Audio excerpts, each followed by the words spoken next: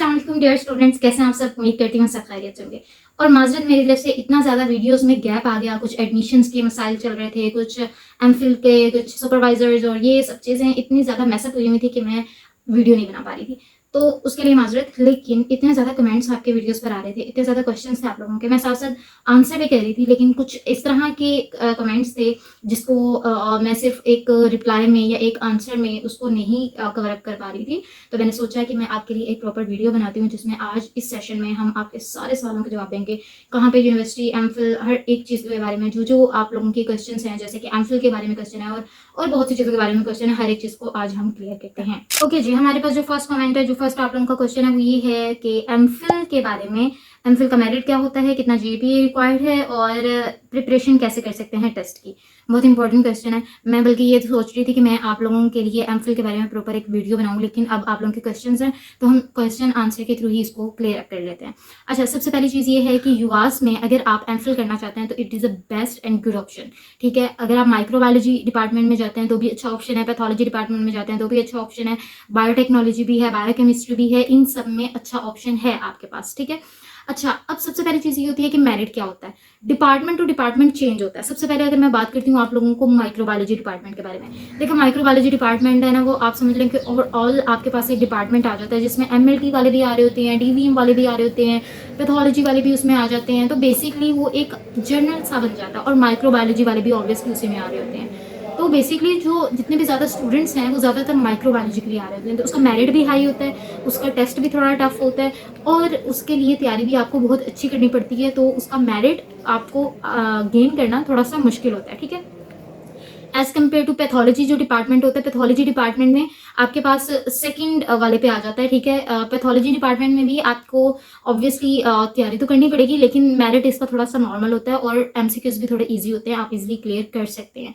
ठीक है, और हमारे पास जो बायोकेमिस्ट्री या मॉलिक्यूलर बायोलॉजी का अगर टेस्ट आता है या उसका मेरिट आता है तो वो थर्ड नंबर पर आ रहा है, बायोकेमिस्ट्री और हमारे पास मॉलिक्यूलर बायोलॉजी है, तो इसमें हमारे पास जो है वो मेरिट हाई होता है। ठीक है, और टेस्ट इसका थोड़ा सा इस तरह से होता है जैसे सब्जेक्ट के ही सारे क्वेश्चंस होते हैं, मॉलिक्यूलर बायोलॉजी वाले क्वेश्चंस पूछे होते हैं। मैं टेस्ट का आपको थोड़ा सा डिटेल में भी बताऊंगी, लेकिन अभी फिलहाल मैं आपको ये बता रही हूँ कि माइक्रोबायोलॉजी का सबसे हाई मेरिट होता है। उसके बाद आपके पास मॉलिक्यूलर बायोलॉजी, बायोकेमिस्ट्री वालों का आ जाता है, पैथोलॉजी का आ जाता है।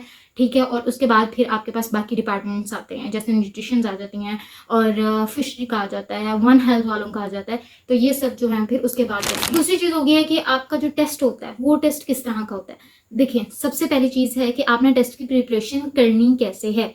टेस्ट इंक्लूड होता है, माइक्रोबायोलॉजी का है तो ऑब्वियसली उसमें माइक्रोबायोलॉजी का सब्जेक्ट मेनली इंक्लूड होगा। ठीक है, तो आपने माइक्रोबायोलॉजी की जो टोटोरा बुक है आप उससे उसकी जो है वो प्रिपरेशन कर सकते हैं। ठीक है, इसके अलावा टेस्ट में जनरल नॉलेज भी इंक्लूड होता है, यानी कि रिसेंटली जो इवेंट्स चल रहे होते हैं वो उनमें से कोई क्वेश्चन कर लेते हैं। इसके अलावा इंग्लिश ग्रामर भी इंक्लूड होती है, यानी कि 3 पार्ट्स होते हैं। एक आपके सब्जेक्ट का, जो भी आपका आपने जिस भी सब्जेक्ट का पेपर देना है, ठीक है, जो भी आप डिग्री का, एमफिल का पेपर दे रहे हैं, टेस्ट दे रहे हैं, उसका हिस्सा उसमें इंक्लूड होगा और साथ में जनरल नॉलेज और साथ में इंग्लिश ग्रामर आ जाती है। ठीक हो गया। अब आपने तैयारी कहाँ से करनी है, माइक्रोबायोलॉजी है तो टोटोरा से कर लें। ठीक है, बुक से आप करें, सारे जनरल नॉलेज ले लें। ठीक है, लेकिन माइक्रोबायोलॉजी का जो मैंने टेस्ट दिया था उसमें ये था कि आपके पास कुछ ऑब्वियसली ये जो यूनिवर्सिटी है वो वेटरनरी के रिलेटेड है, तो उसमें कुछ बल्कि ज़्यादातर क्वेश्चन होते हैं वो वेटरनरी के रिलेटेड भी होते हैं। ठीक है, क्योंकि इस माइक्रोबायोलॉजी जो टेस्ट होता है वो मैंने आपको बताया कि ओवरऑल टेस्ट हो रहा होता है, उसमें एमएलटी वाले भी हैं, माइक्रोबायोलॉजी वाले भी हैं, डीवीएम वाले भी हैं, तो इन्होंने जो टेस्ट देना होता है वो आपको जर्नल देना होता है। ठीक है, तो इस तरीके से आप ये जरा ना अपने माइंड में रखिएगा। दूसरी चीज़ आती है पैथोलॉजी, तो पैथोलॉजी की आप जनरल पैथोलॉजी से इजीली प्रिपरेशन कर सकते हैं, बहुत अच्छी बुक है, मैंने अपनी प्रिपरेशन वहीं से की थी और उससे काफ़ी जो क्वेश्चन थे वो क्लियर हो गए थे। तो आप ये क्या करें कि जो भी आपका सब्जेक्ट, जिस भी सब्जेक्ट का आप टेस्ट दे रहे हैं, तो अपने जो जनरल क्वेश्चंस हैं उनको ज़रूर प्रिपेयर करके जाएं। ठीक है, इसके अलावा टेस्ट की प्रिपरेशन के लिए माइक्रोबायोलॉजी के एमसीक्यूज मेरे पास 3000 पड़े हुए हैं पीडीएफ फॉर्म में, वो मैं इसके साथ अटैच कर दूंगी। अगर आपको चाहिए तो आप बेशक मेरे व्हाट्सएप लिंक जो चैनल है उसको ज्वाइन कर लें, मैं वहाँ पर भी शेयर कर दूंगी आपके साथ। ठीक है, और एक क्वेश्चन ये था कि एमफिल की वास्ते करना चाहिए या नहीं करना चाहिए। ऑब्वियसली कहना चाहिए। अगर मैं जीसी को और युवास को कंपेयर करती हूँ यार, बहुत ज़्यादा डिफरेंस है। देखें, युवास में माइक्रोबायोलॉजी डिपार्टमेंट बहुत मुझे अच्छा लगता है, उसमें लैब्स बहुत ज़्यादा हैं, उसमें प्रॉपर एक डिपार्टमेंट बना हुआ है जिसमें सारी रिसर्च लैब्स हैं, ठीक है, और टीचर्स भी बहुत अच्छे हैं, आपको गाइड करने वाले हैं। और सबसे ज़्यादा इंपॉर्टेंट बात होती है एमफिल में कि आप सुपरवाइज़र कौन सेलेक्ट करें। अगर आपके सुपरवाइज़र बहुत अच्छे हैं, कोऑपरेटिव हैं, तो मैं कहती हूँ कि एमफिल ना आपके लिए बहुत आसान हो जाएगा, क्योंकि इसमें इतने रफड़ आते हैं ना, इतने स्टेप्स आते हैं कि बंदा कहते हैं कि यार हम सोचते थे कि एमफिल में पढ़ना नहीं पड़ता, पर इसमें तो डबल खपाई है, यानी कि आपके सामने बीएस से ज़्यादा इसमें खपाई आ रही है, ठीक है। तो बेसिकली होता ये है कि अगर आप एमफिल परस्यू करना चाहते हैं युवा से, तो it is a good option. अब एक तरफ ये बात आ जाती है, जब मैंने अपना एमफिल का एडमिशन लेना था यार, तो मैं इतनी ज़्यादा कंफ्यूज थी। मेरा ज़्यादातर वैसे ये था कि मैंने बीएस तो युवा से कर लिया, अब दोबारा क्या इस यूनिवर्सिटी में मैं एमफिल करूँ, और पागल हूँ जो मैं दोबारा एमफिल करने आऊँ। अच्छा, मैंने क्या किया था कि मैंने पंजाब यूनिवर्सिटी में जाके टेस्ट दिया था। पंजाब यूनिवर्सिटी में मैंने मॉलिकुलर बायोलॉजी का भी दिया था। इसके अलावा मैंने जो है वो साथ में मॉलिकुलर जेनेटिक्स, ठीक है, क्योंकि एमएलटी बीएस एमएलटी मेरी बेसिक थी, ठीक है। तो मॉलिकुलर बायोलॉजी का तो मैंने टेस्ट दे दिया था, वो कैसा हुआ था, किस तरह का आया था, ये मैं थोड़ा सा डिटेल में आपको अभी बताती हूँ। लेकिन जो मॉलिकुलर जेनेटिक्स में मैंने जो अप्लाई किया था, उन्होंने पहले तो कोई इस तरह से मेंशन नहीं किया हुआ था कि एमएलटी वाले इसमें अप्लाई नहीं कर सकते, क्योंकि वो जो उनका डिपार्टमेंट है वो माइक्रोबायोलॉजी में आता है, मॉलिकुलर जेनेटिक्स, ठीक है।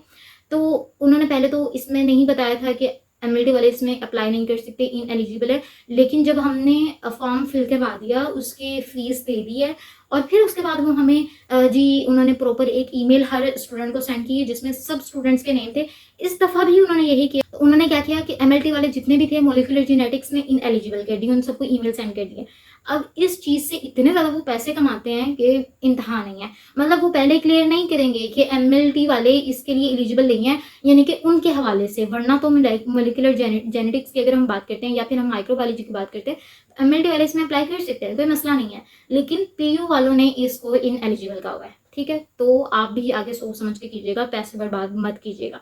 आगे पंजाब यूनिवर्सिटी का जितना मैंने सुना हुआ है, मैं जितना विजिट करने गई थी, मुझे कोई खास लैब्स वैसे नज़र नहीं आई थी। मुझे शायद ये लगता है कि इसकी अब एक हाइप ही बन गई है, या शायद वाकई एक ऐसी बात हो सकती है। मैं अपना पर्सनल एक्सपीरियंस दे रही हूँ, आप लोग मुझे ज़रूर बताइएगा जो पंजाब यूनिवर्सिटी में पढ़ रहे हैं, उनका क्या इस चीज़ के बारे में है कि एमफिल वाकई बहुत अच्छी हो रही है, रिसर्च पर काम करते हैं या नहीं करते, या सिर्फ अब इनकी हाइप ही है। पहली चीज़ तो ये कि ठीक है, हम लोग गए थे टेस्ट देने के लिए। आगे जी उन्होंने क्या किया हुआ था, आगे हम देखते रहे हैं कि हमने जाके टेस्ट कहाँ पे देना है। इतनी ज़्यादा गर्मी थी, पेरेंट्स साथ आए हुए थे, कोई सिटिंग के लिए इंतज़ाम नहीं था, और बाहर मेन ग्राउंड में उन्होंने टेंट लगा के और स्टैंड फैन जो होता है वो लगाकर बच्चों के लिए चेयर्स बिछाई हुई थी, और जी काम वहाँ पर उन्होंने टेस्ट लेना था, और अभी तो कोई इंतज़ाम ही नहीं था। हालाँकि टाइम मुकम्मल हो चुका था, वहाँ पर टेंट ऐसे उतरे हुए हैं, और कोई प्रॉपर इंतज़ाम नहीं था कि टेस्ट कब स्टार्ट होना है। गर्मी से बुरा हाल हो रहा था, बैठने के लिए कोई इंतज़ाम नहीं है। बहुत ही बुरा इंतज़ाम मुझे लगा था कि पंजाब यूनिवर्सिटी इतनी बड़ी यूनिवर्सिटी है, इतने ज़्यादा स्टूडेंट्स आप लोगों के पास आए हुए हैं, या कम से कम आप लोग कोई मैनेजमेंट होती है, कोई अच्छा इंतज़ाम होता है, कोई इंतज़ाम नहीं था।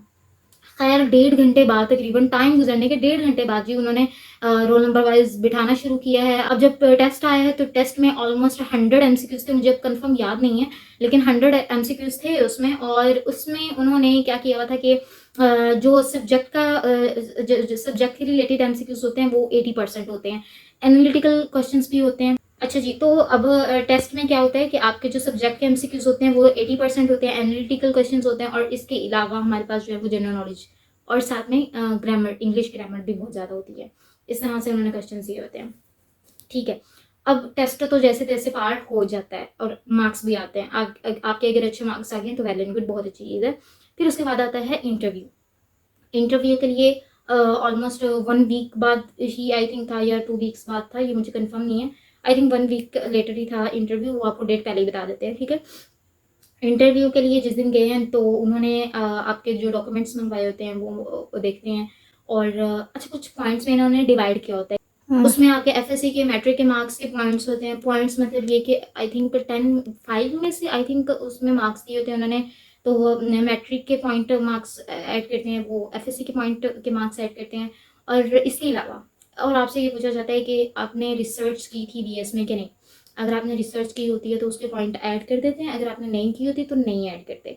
इसके अलावा एक और चीज़ थी जो मुझे याद नहीं आ रही, आई थिंक कोई सर्टिफिकेट था जो तो पंजाब यूनिवर्सिटी के स्टूडेंट्स अपने खुद के होते हैं, यानी कि जिन्होंने बीएस पंजाब यूनिवर्सिटी से की होती है, तो अब जो पंजाब यूनिवर्सिटी के स्टूडेंट्स नहीं होते उनको वो सर्टिफिकेट बनवाना पड़ता है, इंटरव्यू से पहले पहले बनवाना पड़ता है, अदरवाइज वो वहाँ पर ऐड कर देते हैं। और पता है आपको कि सर्टिफिकेट इंटरव्यू से पहले पहले वो बना के भी नहीं देते, वो रिसीद आपको दे देते हैं कि आप जी कहते यही हैं आपको कि आप फीस सबमिट करवा दें और वो सर्टिफिकेट हम आपको बना के दे देते हैं, रिसीद दे देते हैं, आप रिसीद दिखा दीजिएगा, आपके पॉइंट्स ऐड हो जाएंगे।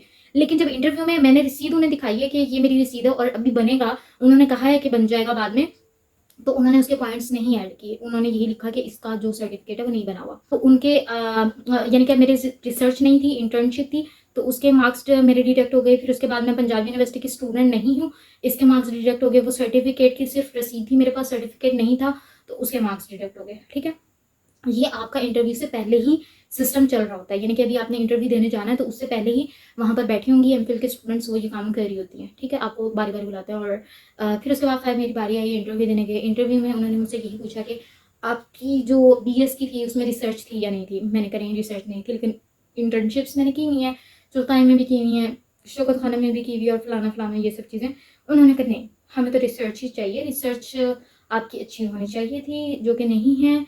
और बस उन्होंने मुझसे ये क्वेश्चन किया और उसके बाद उन्होंने कहा कि आप ठीक है आप जा सकती हैं। तो ये सिस्टम चल रहा था। आई थिंक सो कि पंजाब यूनिवर्सिटी और हाँ, इसके अलावा पंजाब यूनिवर्सिटी के अगर खुद के स्टूडेंट है तो उन्हें इस चीज़ का मेरिट बेस पे ही काम आता है कि वो परसेंटेज ऐड करते हैं उसमें, वो उनके लिए बेनिफिशियल है। जो पंजाब यूनिवर्सिटी से BS किया हुआ है उसी में एमफिल कर रहे हैं तो उनके लिए बेनिफिशियल है। मेरे ख्याल में, मेरे पॉइंट ऑफ व्यू में, अगर कोई और आप कहीं किसी और यूनिवर्सिटी से हैं और फिर जाकर पंजाब यूनिवर्सिटी से एमफिल करना चाहते हैं, तो मुझे नहीं लगता कि ये आपके लिए कोई बेनिफिट है इसका, क्योंकि वो अपने स्टूडेंट्स को बहुत ज़्यादा जो है वो बेनिफिट देते हैं। जबकि युवास में ऐसा कुछ भी नहीं है। युवास में मेरिट की अगर बात की जाती है तो आप अगर उस यूनिवर्सिटी के स्टूडेंट भी हैं तो आपको मेरिट बेस पर तो कोई वो नहीं दिया जाएगा, कंपेंसेशन नहीं दी जाती कि अगर आप को टेस्ट में कुछ मार्क्स मिल जाए, ऐसा नहीं होता। हाँ, लेकिन फ़ीस जो है वो उसमें से कुछ ना कुछ कमी हो जाती है। वो थोड़ी-सी ओरिजिनल से थोड़ी-सी कम हो जाती है, इतनी ज़्यादा तो ख़ैर उसमें भी फ़र्क नहीं पड़ता है। अब जैसे कि फर्स्ट सेमेस्टर में जो मैंने सबमिट करवाई है वो 1,20,000 थी। 1,20,000 इसलिए क्योंकि हॉस्टल भी इंक्लूड होता है मेरा। तो अगर हॉस्टल इंक्लूड नहीं होता तो आई थिंक वो 90-80 तक चली जाती है ऑलमोस्ट। ठीक है, मज़ीद शेयर करती रहूँगी। और इसके अलावा आप रेगुलर रहेंगे, आपके साथ डेली के डेली मैं शॉर्ट वीडियो भी ऐड करती रहूँगी, आपके क्वेश्चंस का आंसर करती रहूँगी। इसके अलावा हम 1-2 चीज़ें इसमें और ऐड करेंगे। और अगर आप मज़ीद इन्फॉर्मेशन चाहते हैं तो यूट्यूब व्हाट्सएप चैनल को ज़रूर आप फॉलो कर लीजिएगा। अल्लाह हाफ़िज़।